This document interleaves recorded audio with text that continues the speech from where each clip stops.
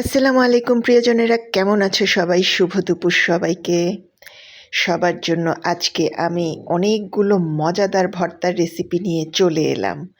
ভর্তা লাভার সবাই আমরা। বাঙালি মানেই হচ্ছে মাছ, ভাত, ভর্তা, ভাজি, এগুলো হলে আমাদের আর কিছুই লাগে না। আজকে ভর্তা রেসিপি তোমাদের সাথে লং ভিডিও শেয়ার করছি। আশা করি ভিডিওটা পুরো দেখে সুন্দর গঠনমূলক কমেন্ট করবে। আজকের দুপুরের রেসিপিতে দেখতেই পাচ্ছ টমেটো, আলু, বেগুন, কুমড়ার ফুল আর শুটকির ভর্তা করব। সবার আগে পানি ফুটিয়ে নিয়েছি লবণ দিয়ে। নতুন আলু সিদ্ধ হতে বেশি সময় লাগে না। আলুটা যেহেতু একটু সবচেয়ে বেশি শক্ত সবজি, আলুটা সবার প্রথমে দিলাম। বলে রাখি, আমার ইউটিউব চ্যানেল হেসেলের আখ্যান নামে প্লিজ লাইক, কমেন্ট, সাবস্ক্রাইব করে সঙ্গে থাকবে।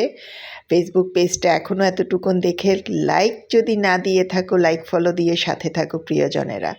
আর হচ্ছে বেগুন কেটে নিয়েছি, টমেটো আছে, সঙ্গে পছন্দ মতো ঝাল দেবে। ঝাল বেশি খেলে বেশি দেবে। বেগুনটা একটু ভিজিয়ে রাখতে হয় পানিতে। তারপর কিছুক্ষণ পরে ছেঁকে দিয়ে দিলাম একসাথে। আলু প্রায় সিদ্ধ হয়ে যখন আসবে সেই মুহূর্তে দিয়েছি আমি বেগুন। বেগুনটা সিদ্ধ হতে তো বেশি সময় লাগবে না। আর রসুন দিয়েছি কিছু পরিমাণ মতো, আমার 4টা ভর্তা সেই অনুযায়ী। বেগুন তুলে ফেলেছি, আলুটা আর একটু রেখে তুলে নিচ্ছি। আর দিয়ে দিয়েছি টমেটো। আজকে আমি টমেটো সিদ্ধ করে ভর্তা করছি। টমেটো তোমরা চাইলে পুড়িয়েও ভর্তা করতে পারো। এক একটা ভর্তার এক এক স্বাদ। কাঁচা সালাদ যেমন মজা, তেমনি সিদ্ধ করে ভর্তা করলে সেটাও মজা। ঠিক সেভাবে তেলে দিয়ে ভেজে নিয়ে ভর্তা করলে মজার, শুধু পুড়িয়ে ভর্তা খেলেও খুব মজা। শীতকালের মজাই হচ্ছে ভর্তা, নানা রকম ভর্তা। আমি মরিচ দিয়েছি, এই মরিচগুলো ভীষণ ঝাল, আমি মরিচটাও দিয়েছি সিদ্ধ করে নেয়ার জন্য। অনেকগুলো মরিচ দিয়েছি। আবার কিছু শুকনা মরিচও টেলে নেব। শুকনা মরিচটা একটু কম পরিমাণ ঝালের। আর টমেটোটা দেখতে পাচ্ছ, টমেটোটা একদম শুকিয়ে নেব।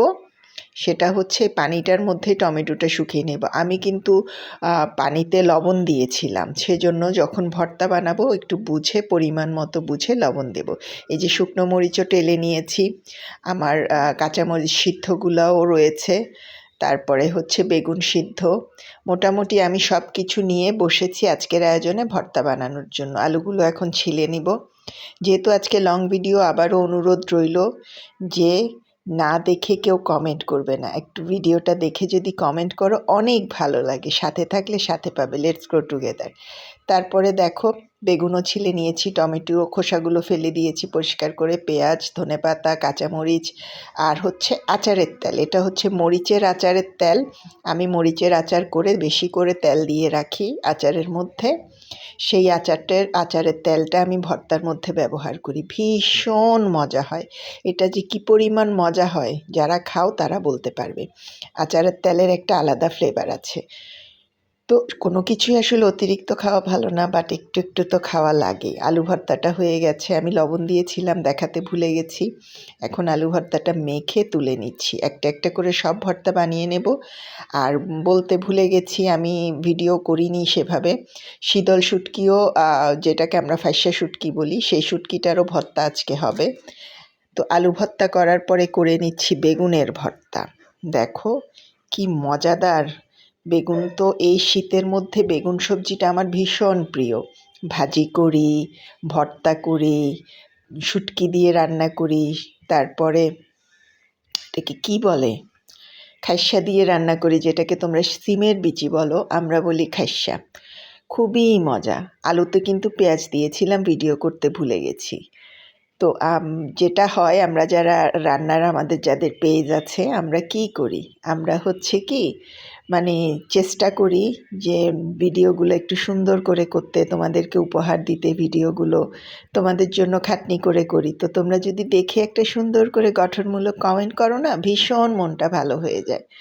তো এখানে বেগুনের ভর্তায় আমি একটু ঝাল দিচ্ছি, কারণ হচ্ছে বেগুন ভর্তাটা একটু ঝাল হলে ভালো লাগে। দিয়ে দিচ্ছি পরিমাণ মতো তেল। মরিচের তেলটাও কিন্তু সাংঘাতিক ঝাল, সেজন্য বুঝে বুঝে দিচ্ছি, যেহেতু এত আবার বেশি মরিচ খেলে কিন্তু ক্ষতি করে। তো বেগুনের ভর্তাও হয়ে গেছে, টমেটোটাও করে নিয়েছি।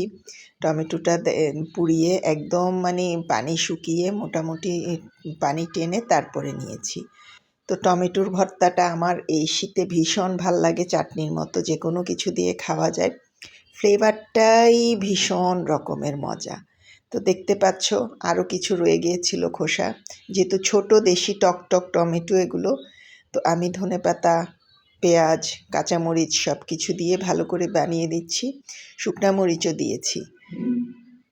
এটা হচ্ছে আমি ভর্তাগুলোর মধ্যে শুকনা মরিচ, কাঁচামরিচ দুটোই ব্যবহার করেছি। তোমরা তোমাদের যেটা ভালো লাগে মুখে, মানে আমি বলতে চাচ্ছি যার যার স্বাদ মতো তোমরা ব্যবহার করবা। আজকে আমি মরিচগুলো সিদ্ধ করেই নিয়েছি, কাঁচাটা দেইনি, কারণ হচ্ছে মরিচগুলো বলেছি ভীষণ ঝাল ছিল।